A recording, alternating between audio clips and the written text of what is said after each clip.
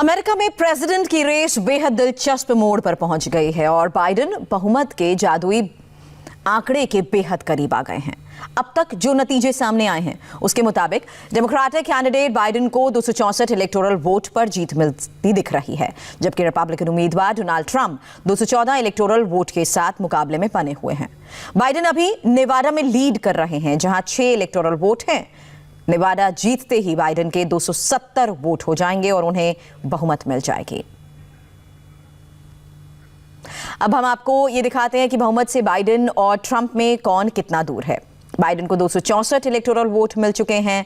अगर बाइडेन को नेवाडा में जीत हासिल हो जाती है तो वो बहुमत हासिल कर लेंगे, जबकि ट्रंप के 214 वोट हैं और वो बहुमत से 56 वोट दूर हैं। आपको डेमोक्रेट उम्मीदवार जो बाइडेन की कमजोरी और ताकत भी समझाते हैं। किस दम पर बाइडेन ने ट्रंप को कड़ी टक्कर दी है और जीत की उम्मीदें बरकरार रखी हैं, ये समझिए।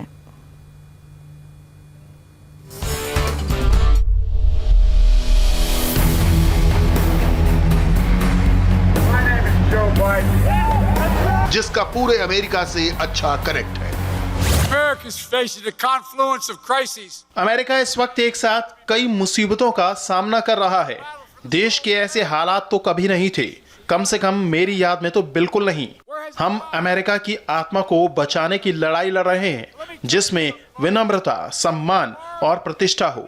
ट्रंप के राष्ट्रपति बनने के साथ ही ये सारी बातें जाने कहां गुम हो गई हैं। जो मीन्स जज्बाती। जी हाँ, जो बाइडेन को अमेरिकन पॉलिटिक्स के दिल से बोलने वाले बुजुर्ग की तरह देखा जाता है। बोलते बोलते बहकना बाइडेन की अदा रही, जिसे बाद में उनकी पीआर टीम को मैनेज तक करना पड़ा। मगर बाइडेन के पास वोटर को लुभाने का कुदरती हुनर है। उनकी मीठी जुबान को आसानी से लोगों का दिल जीतने लायक माना गया। वो बड़ी सहजता से आम आदमी से नाता जोड़ लेते, बड़ी सहजता से भीड़ का हिस्सा बन जाते, लोगों से मिलते, हाथ मिलाते, उन्हें गले लगाते, लोगों के साथ सेल्फी लेते, जैसे कोई बुजुर्ग फिल्म स्टार हो जो अचानक फैंस के बीच पहुंच गया हो। बाइडेन अच्छे ओरेटर हैं। जी हां, आज जब दुनिया में रोबोट जैसे नेताओं की भरमार है जो सधे हुए बयान देते हैं, लिखा हुआ पढ़ देते हैं, तब बाइडेन एक ऐसे वक्ता हैं जिसे सुनकर लगता है कि वो दिल से बोल रहे हैं। बाइडेन के मुताबिक बचपन में हकलाने की आदत की वजह से उन्हें टेलीप्रॉम्प्टर पढ़ना नहीं आता। वो जो भी बोलते हैं दिल से बोलते हैं। बाइडेन के भाषण में वो दिलकशी है जो अमेरिका के ब्लू कॉलर कामकाजी लोगों की भीड़ में अचानक अपने भाषण से जोश भर देती है। इस देश को उसकी रीढ़ वापस दिलानी है।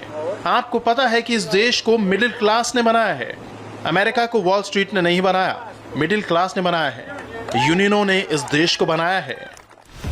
अमेरिका के पूर्व विदेश मंत्री और प्रेसिडेंशियल कैंडिडेट रहे जॉन कैरी ने एक बार कहा, वो लोगों को अपनी ओर खींचकर उन्हें गले लगा लेते हैं। कई बार तो लोग उनकी बातों से ही उनकी ओर खींचे चले आते हैं और कई बार वो लोगों को खुद ही अपने आगोश में भींच लेते हैं। वो दिल को छू लेने वाले राजनेता हैं और उनमें कोई बनावट नहीं है।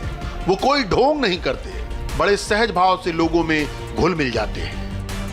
मगर इसके बावजूद भी कुछ मुद्दे थे जिन पर बाइडेन को एज मिलती नजर आ रही थी। इसलिए डेमोक्रेट ने बतौर उम्मीदवार जो बाइडेन को ज्यादा तरजीह दी। ये वो मुद्दे थे जो आम जनता के मतलब के थे। कोरोना पैंडेमिक कहर बरपा कर रहा था। डोनाल्ड ट्रंप या तो इसकी उपेक्षा कर रहे थे या चीन को जिम्मेदार ठहरा रहे थे। मगर बाइडेन ने लगातार मास्क पहनकर जनता को जागरूक किया। कोरोना से बर्बाद इकोनॉमी से त्रस्त जनता के लिए ये एक संदेश भी था। इसके अलावा ब्लैक लाइव मैटर्स का समर्थन करके बाइडेन ने अश्वेतों से जुड़ाव बनाया। बराक ओबामा का पहले ही उन्हें समर्थन था, प्रचार में सहयोग भी मिला। हर तरह के अल्पसंख्यक, गैर अश्वेत, समलैंगिक वोटर भी उनके साथ दिखा। शरणार्थियों और बाहरी लोगों के प्रति बाइडेन का रवैया सहानुभूति वाला था।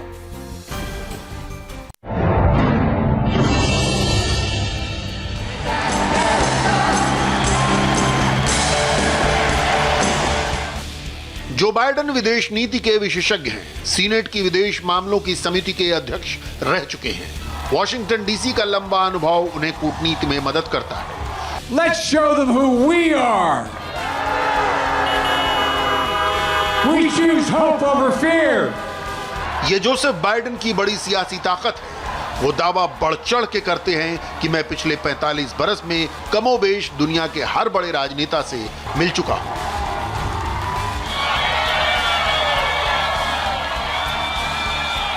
Trump likes to portray himself as a tough guy, the macho man. Trump खुद को एक बहुत मजबूत नेता बताते हैं, खुद को माचो मैन कहते हैं।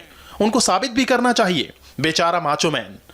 दोस्तों, आपने पिछली बार कब अमेरिका के राष्ट्रपति को यह कहते सुना था कि दुनिया उसकी बात को ध्यान से सुने क्योंकि वो बहुत मजबूत नेता हैं?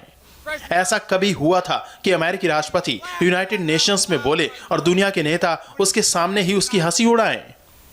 पिछली बार ऐसा कब हुआ था कि अमेरिकी राष्ट्रपति नेटो के सम्मेलन में गया हो, दुनिया के दूसरे नेताओं से मिला हो, चांसलर्स, राष्ट्रपति, प्रधानमंत्रियों से मिला हो और उसके कमरे के बाहर जाने से पहले ही लोग उस पर हंसने लगे हों? दोस्तों, क्या आप यकीन करेंगे कि हमारे राष्ट्रपति रूस के प्रेसिडेंट पुतिन के पालतू कुत्ते जैसा बर्ताव करते हैं? Folks, and can you believe we're a president who acts like Vladimir Putin's puppy?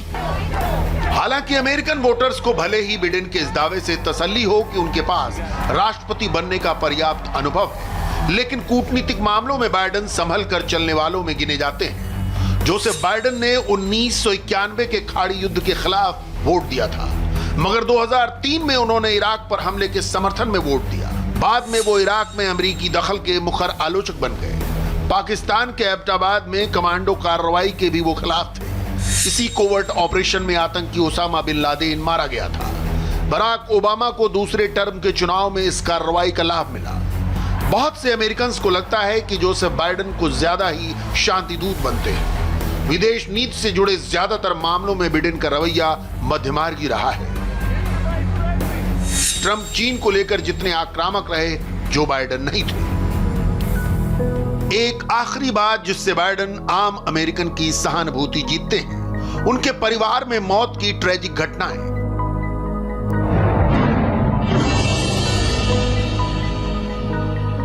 Joe Biden के लिए यह दर्दनाक है, मगर मौत एक ऐसा मसला है जहां वो राजनेता के मुकाबले अमेरिकी जनता के ज्यादा करीब थे।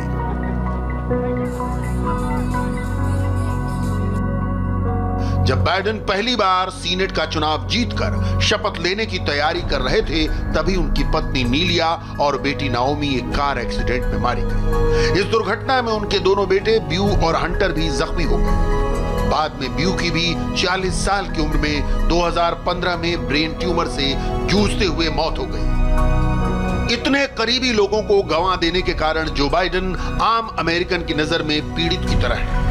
इतनी बड़ी हस्ती और सत्ता के बेहद करीब होने के बावजूद बाइडेन ने वो दर्द अपनी जिंदगी में झेले जिनसे आम इंसान का वास्ता पड़ता है। ये बात कहने में भले ही अजीब लगती हो, मगर वोटर के बैक ऑफ द माइंड मौजूद रहती है।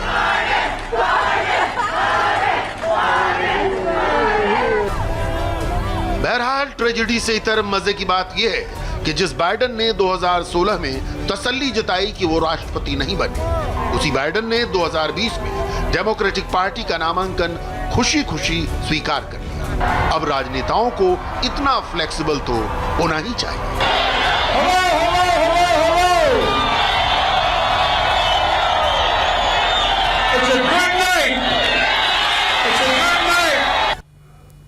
आप बने रहे हमारे साथ। अब से थोड़ी देर बाद जानेंगे बढ़ते प्रदूषण के बीच दिल्ली के मुख्यमंत्री ने दिल्ली वालों से क्या अपील की है।